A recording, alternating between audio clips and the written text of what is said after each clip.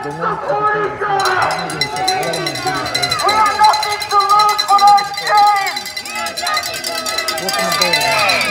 And ignorant people like those people over there!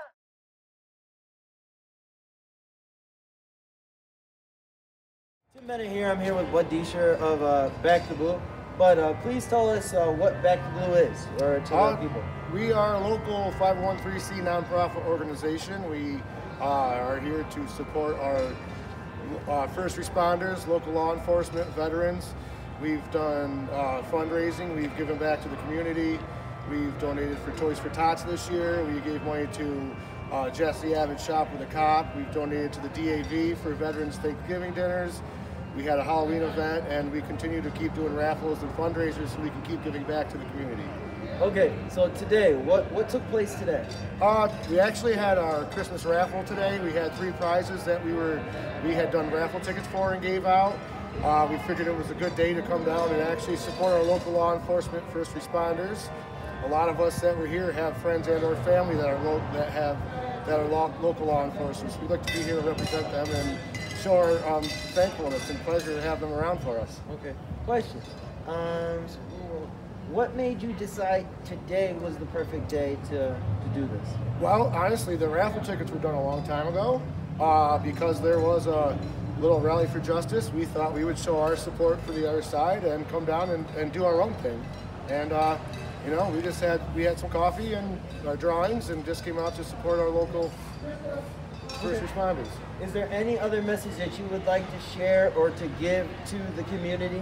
Like from you to me personally, in Cortland County? I've lived in Cortland 48 years, and I've never seen the people not getting along and the segregation that we've had here ever. I've never seen it, and I don't think that we have the problems that we're seeing in a lot of other areas, and I don't like to see it kind of shoved on us.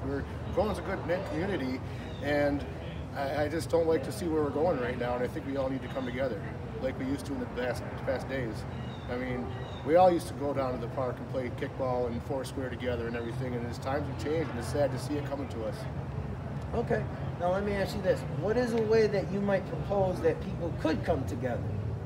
Well, first, in my opinion, I'm not speaking for the organization, is not demand. We don't demand. There's ways of getting stuff done. We don't say we're going to demand this.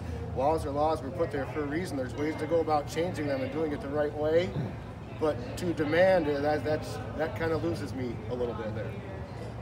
Demands. I mean, there's ways to go and get changes done. You go through the legal things, but to demand and want things, and really today was about the rally for justice, and it seemed like it turned into a BLM thing as they were chanting, which really we weren't here to oppose any BLM or any of that, but it was a rally that we kind of wanted to support our own side, and there was more BLM chants than the rally of what the demands were, in my opinion.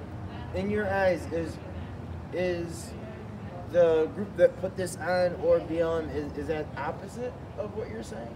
Well, I don't know if this wasn't a BLM run event today, or I didn't think. So I mean, when that was part of it, that got taken over on that, I didn't realize that they were kind of working to coinciding on that, that's all. So it wasn't like we were here to not support BLM. That has nothing to do with it. It's just we support our local law enforcement.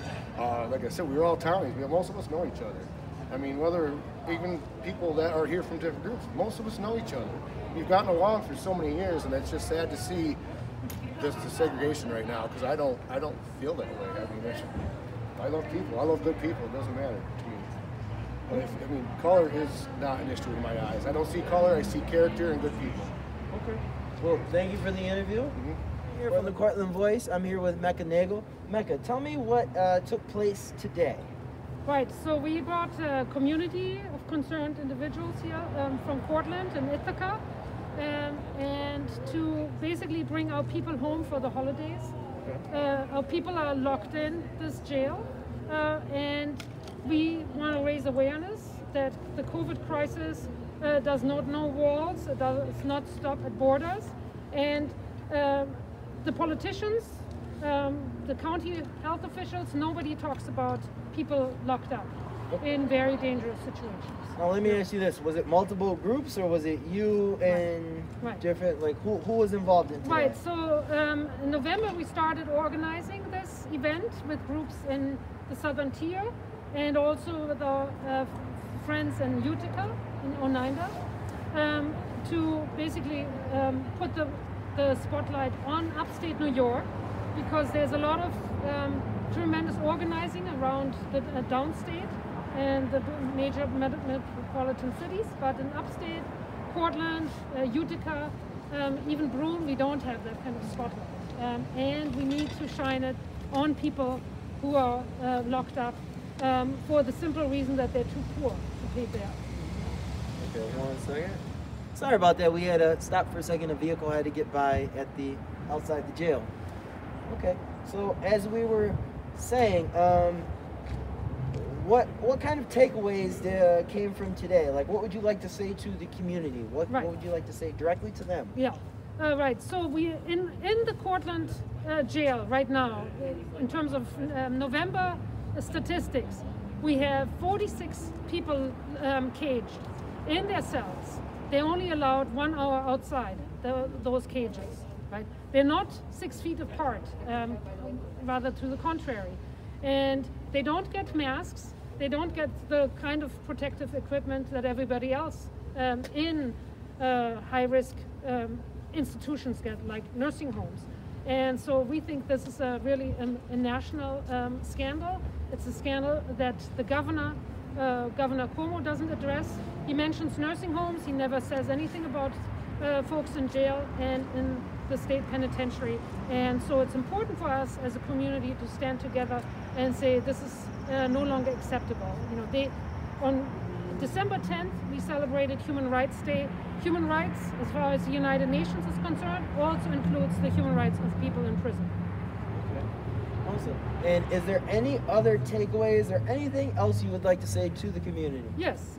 So of the 46 people locked up, only 6 people are actually serving their sentence in this jail. That means the others are not convicted.